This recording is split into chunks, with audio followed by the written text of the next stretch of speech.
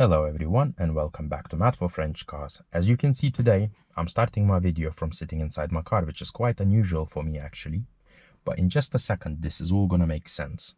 Because in today's video, we're gonna be talking all about a faulty parking assistance in a Peugeot 407. What we're gonna be talking about, this is all gonna apply to sedan, SW or coupe version of these models, because all of them experience similar kind of symptoms. They all, develop similar kind of problems with this parking assistance, and it's quite a common issue. And I seem to have it since I bought this car. My parking assistance never worked, and as you can see, it still doesn't. I'm just gonna start my car now, just to give you a little look. See, the thing is, I've never really paid much attention into it. I think because it was disabled by the previous owner, so it didn't work, but it didn't throw any fault either. But what's happening now, as you can see here on my speedo, in the middle screen, I can see the fault saying parking faulty, and as you can see here on my other screen, it says parking assistance system faulty.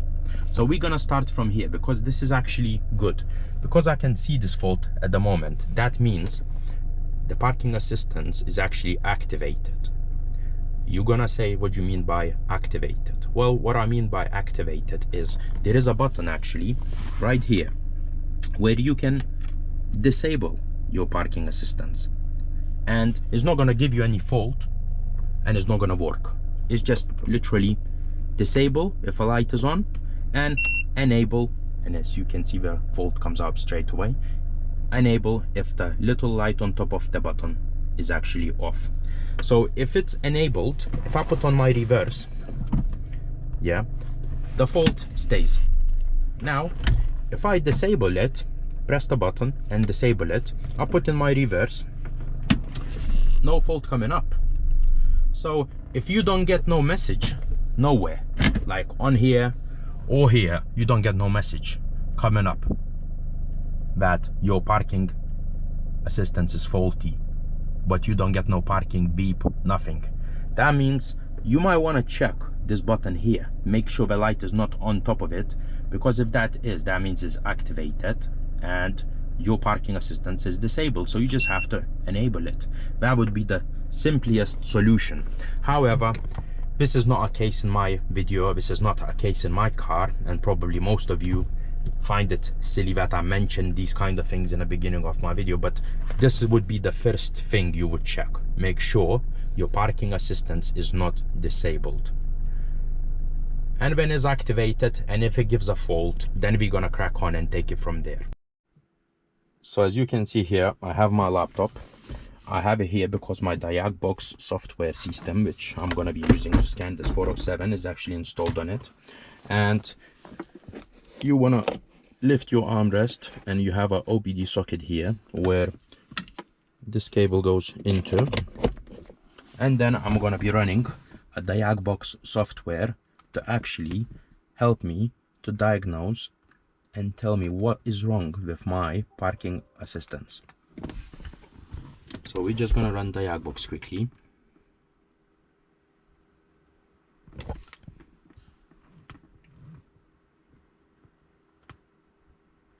Right, so I'm using a Diagbox version 07.57, as it can be seen in a corner here. I hope you can see it. And all I have to do, just usual, choose my model of my car, and then you have to keep your car on ignition. So don't start your car and don't take a key out. Put it on ignition, then the Diagbox recognizes your VIN code. Then we're gonna choose Diagbox. Sometimes you have to press this a few times. And then once this little menu comes up, then you just click on a fault finding. And what Diagbox does, it just scans your whole car, and literally every little bit of it gets scanned, and if there is any faults, it will come up on Diagbox. So we're just gonna wait till the scan is finished, and we're gonna see what faults we have under the parking aid.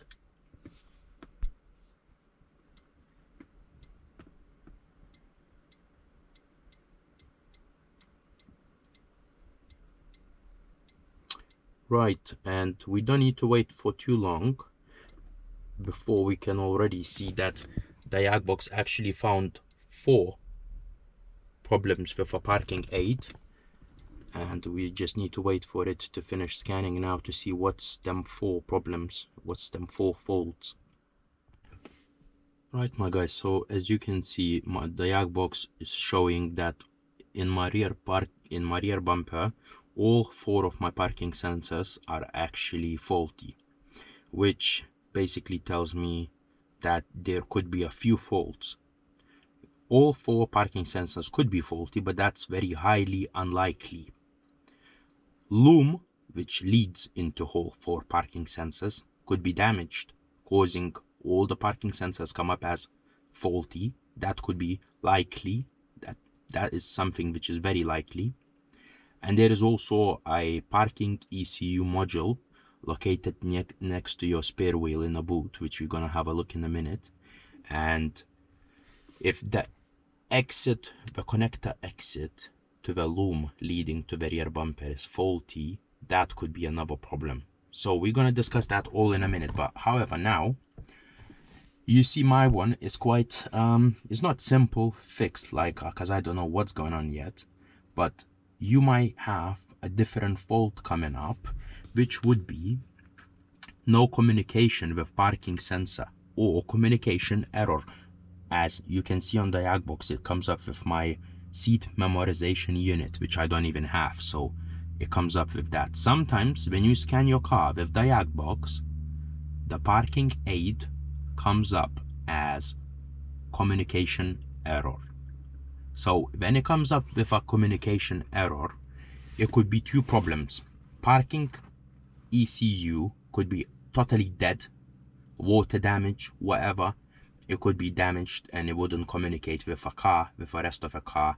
It wouldn't do anything. So it could be that, or it could be something as simple as blown fuse. So now we're gonna go and have a look, where is the fuse for parking aid. Right, my guys, so if you scan your car with Diagbox and your parking aid comes up as a connection error, there's a high chance that your parking aid fuse is actually blown. And as you can see, you have your fuses here. But now you're gonna ask me, how do I know which fuse I should check? So there is this whole thing here is called BCI, and there is 2 types of BCI. Well, 2 most common types of BCI the Peugeot 407 is gonna come with. And as you can see here, I have them 2 types of BCI. So you're gonna have this one, which is a Siemens one, and the fuse is gonna be lined up like that. And some of you is gonna have this one, which I seem to have as well, and the fuses is gonna be lined up like that. However, most of you guys gonna have a handbook of Peugeot 407. It doesn't matter if it's gonna be coupe, SW, or sedan version of your model. And each handbook has a page where it discusses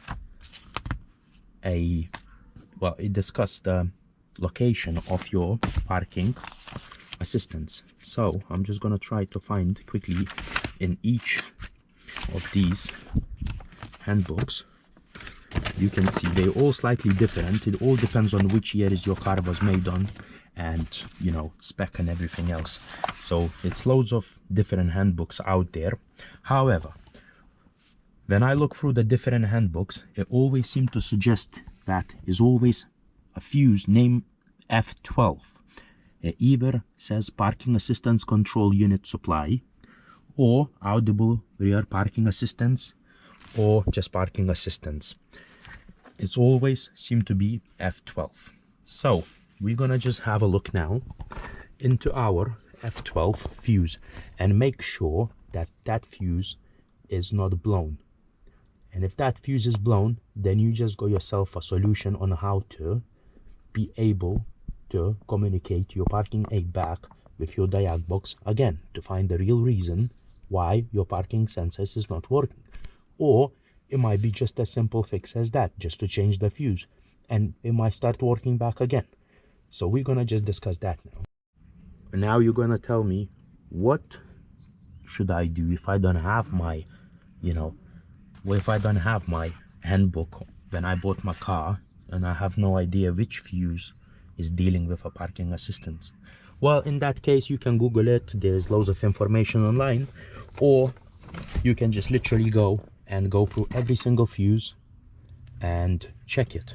And to take a fuses out and check them, in your fuse BCI cover in here, when you open it, you have a little compartment where basically there is like a few fuses, spare fuses, which you can use, and there is a little picker which you can use here.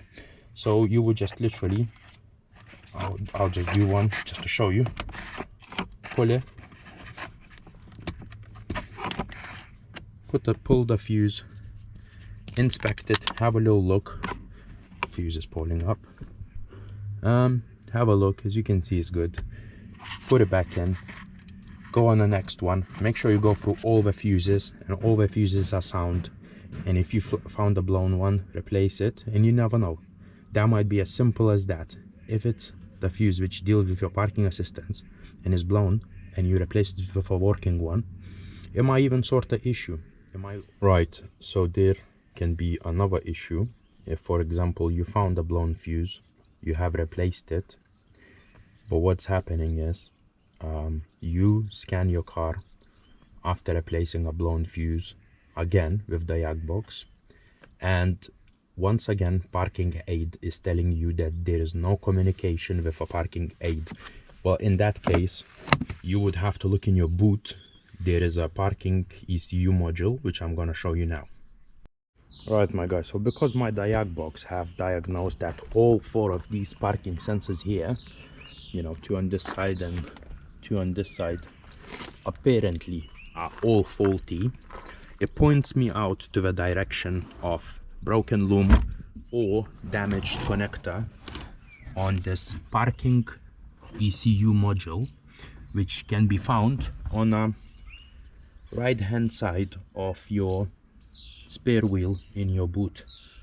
And what I would like to do is I would like to take the spare wheel out to give me some space, and then I'm gonna be taking out this parking ECU module and inspecting it, see if there is any water damage or anything. So before I do that, what I want to do is I want to go and disconnect my battery. Right, so we're just gonna disconnect your battery. 10mm on this side to loosen my negative terminal, and then my positive terminal just unclips like that. So I'm just gonna do that.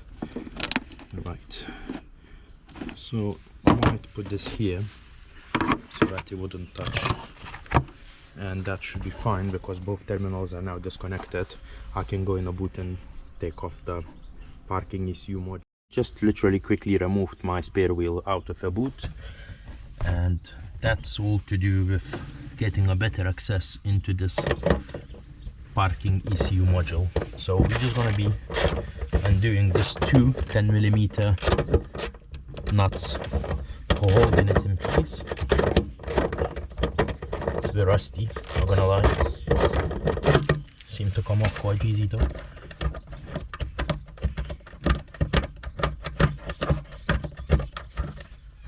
Right, really rusty. So maybe there was some water damage here before, you never know. And then there's another one here on this side.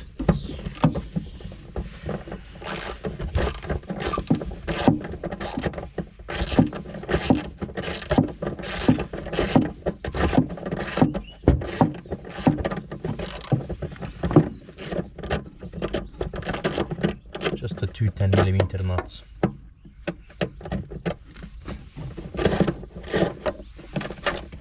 Right, so we put these nuts away. Now what we can do, we can actually take our parking ECU module, and you can have it like that. So what you would like to do now is literally disconnect these connectors. A couple of them comes off like this. As you can see, there is a bad sign. There is some sort of color here, looks a bit like a water damage. And then we have another side of parking ECU module we take off as well.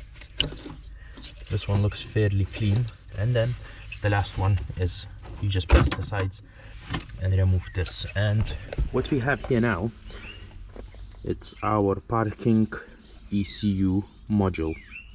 So this is a slightly different ECU module from what I am used to, but nevertheless I'm gonna show you the other ones, most common ones as well. So now you can see they are both Bosch. I have this in my car, but the most common I know is this one actually, and they look kind of similar. And you see these all connections, it's supposed to be nice and clean, which is not really the case in my parking ECU module. As you can see, this is the place where the middle section here is the one who deals with a rear parking Loom and rear parking sensors, and it doesn't look too good because it seemed to be having some water damage maybe before, but we're gonna inspect it in just a second. So to open parking ECU module, you have to slightly prime these little clips here on the side at most of the models. It's like that's the only thing holding it in like a kind of box. So you just prime 1, 2, and then 3 and 4, and what happens then, you can actually pull the microscam out of the model and have a good look. Have a look at all the connectors. Make sure you cannot see no visible water damage from one side or another, because this is important. And if you have no communication with your parking ECU, most likely you will find some sort of damage here, which will basically gonna tell you that you need to replace your parking ECU module in order to make your parking assistance work again. Do that. To put this back together, you literally just, it goes in only one way, and you just literally clip it in back again, and it's back the way, same way it was. So now I'm gonna have a look at my one. Alright, so my parking ECU module seem to be different because you cannot pull it out through the front, because I'm not sure if this is a facelift car thing or what. However, there is a cover in the back which I can prime and open, and then other side, like literally prime and open. Right, we're gonna do that, take a cover off, and then we can see the inside of our parking ECU module. But I want to take the whole thing out and have a look if I can inspect it properly, and if I can see properly what's going on. So it looks like there is a clips on the sides here which presses in slightly. Every single connector seems to have a little clip, which is a lot of clips. So I'm not sure how I'm gonna manage to do this now, but regardless, it looks like that's what needs to be done. We're gonna try to do it. So we're pressing these ones as well. Doesn't even want to get pressed. Okay, so something is happening here. Slowly gives in, very slowly, and hopefully that's gonna help us to open it up and have a better look at what's actually going on. So I have one in the middle here as well,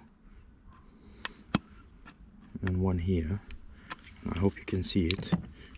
These seem to be all the clips. Right, it's once again doing the same thing. Right, so I am getting somewhere. but it's not ideal. This is how they done on our facelift models now, so you could not just simply remove your parking module. See, that's a little precaution we done, but nevertheless, here we go. It comes up like this now, and we can have a good look. We can actually inspect what's going on here, and I see the problem. I don't know if you can see, but I can see the problem here. So there is a really high chance that my parking ECU module is burned, and in that case, even me, I might have to replace it, because you know, something caused this. I'm not sure what, and we're gonna try to go through it and have a look. But as you can see here, these two little things are burned, and one connection here is actually burned, and there is some oxidation which is linking me to water damage, and that would be something what happens very commonly in many cases, and that would mean that I would have to get replacement parking ECU. But you never know. I'm still gonna try to find the reason why this ECU has some problems with the module and why the things are burned, because from what it is here, it makes me think that there's been some sort of shortcut somewhere, and that made these bits burn. And you never know, it might even work still if there is another issue and I'll fix it, but my hopes now are really slim because of these damaged bits on my parking module ECU. So I'm just gonna put this back in a place, and once again it goes in just one way. It goes in one way, and then it just clicks in, and a cover goes on it, and that's back to the way it was. If you have looked, you know, if you, same as me, have diagnosed the problems with let's say rear parking sensors, and you have looked, you know, into your parking ECU module and everything seemed to be alright, you don't seem to have any water damage or anything, then you would do what I'm gonna do next and go under the bumper and try to inspect the loom, make sure there is no rips in the loom, no cuts, and the loom doesn't have any visible damage which could affect working of your parking sensors.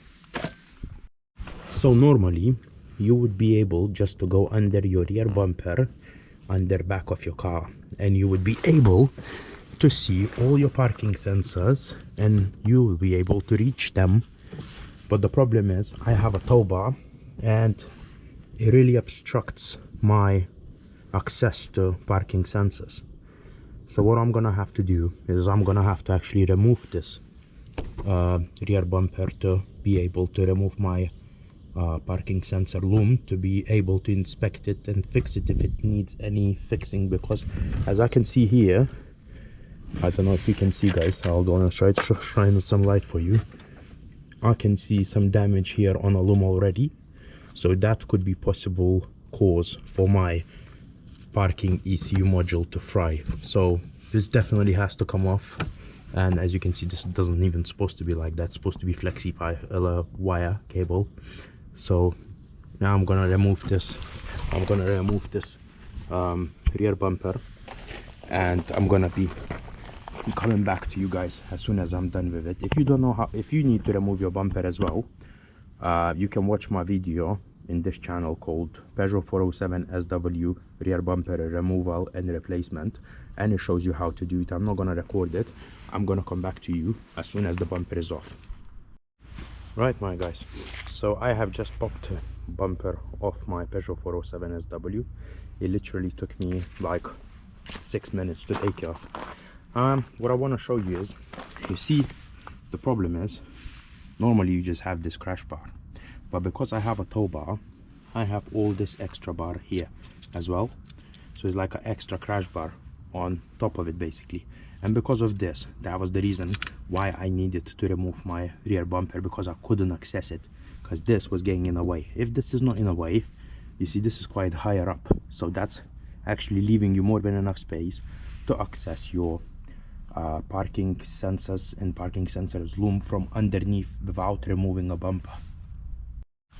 So we're gonna have a look at the loom now, but first I would like to just say there is two types of parking sensors. As you can see here, I have two types. They look similar. This is a pre-facelift, and as you can see, the connector has three connectors going nicely in one line, and the clip is on this side. So if a parking sensor sits like this, the clip will be here on this side. Or you have a facelift parking sensors, which connector you see is different, and also the clip where the connector clips on is different. So there is two types of parking sensors. This is a bad sign on its own. This parking sensor seems to be faulty. This is the most common place where they actually break. And then this loom seems to be quite dodgy as well. You can see there is a damage. You see there is a damage here. Looks like a burn damage. So we're gonna have to take this rubbish all off the loom and try to have a look if we can actually, if the loom is really damaged, maybe we can just repair it quickly and that'll be all right for the job. Alright my guys, so I have stripped down dodgy places which I was suspecting will have some sort of wire damage. But for my surprise, apart from that damaged parking sensor we had, which had a crack, and as you could see further down when you brake here, it had some damage in here. So apart from this damaged parking sensor, we couldn't really point out at anything that could possibly damage anything. All the rest of the loom looks fine, and these things I undone the whatever tape they had on them like this, and everything seemed to be fine. So I'm just gonna further inspect it, and then I'm gonna use the tape and electric tape and then wrap it all up, and I'm gonna be putting everything back in with replacement parking sensor which I used from just one of the previous car ones, with exactly same code, exactly same part number, so it should do the job. Right my guys, so it's getting slightly dark as you can see. Sun is going down. I have put a fresh tape all over the loom where I thought it might be a dodgy loom and some sort of maybe a damage to the cables, but there is no damage anymore, and the parking sensor which was faulty has been replaced.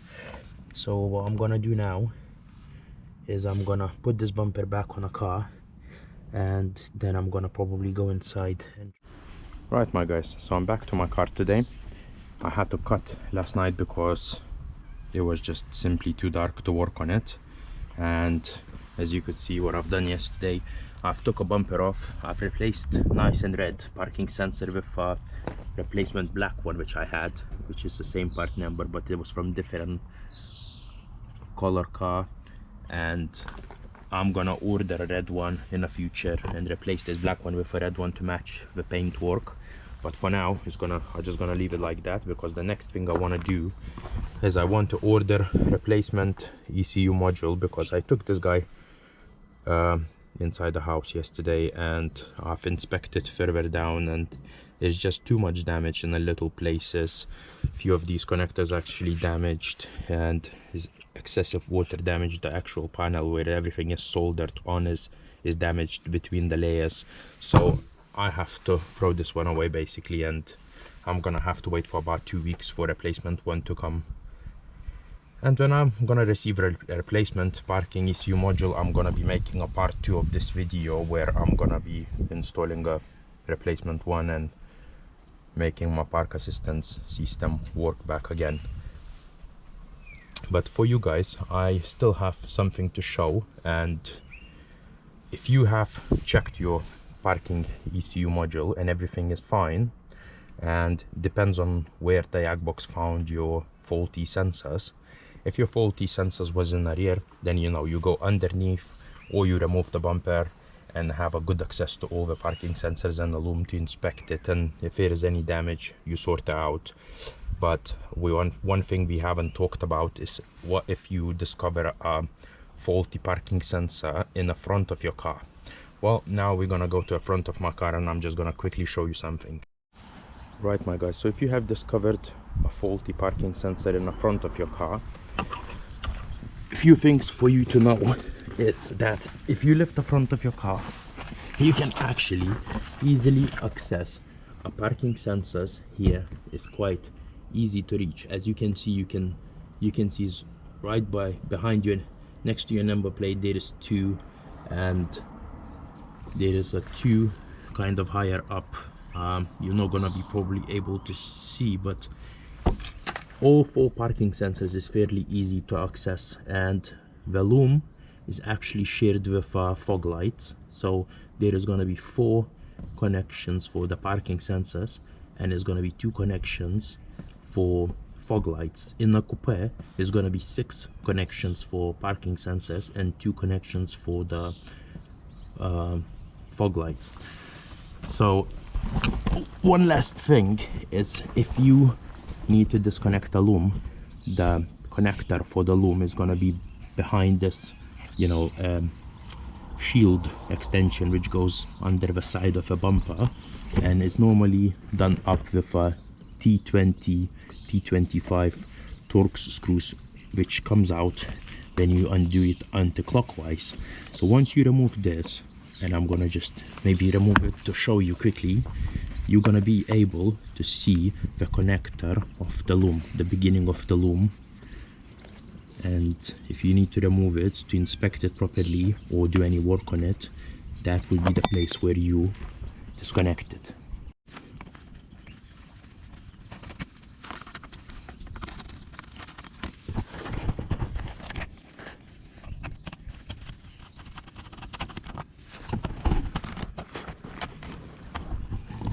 Right, my guys, and as you can see, there is a few connectors here, and this is the connector which you will need to undo in order to be able to disconnect your Loom.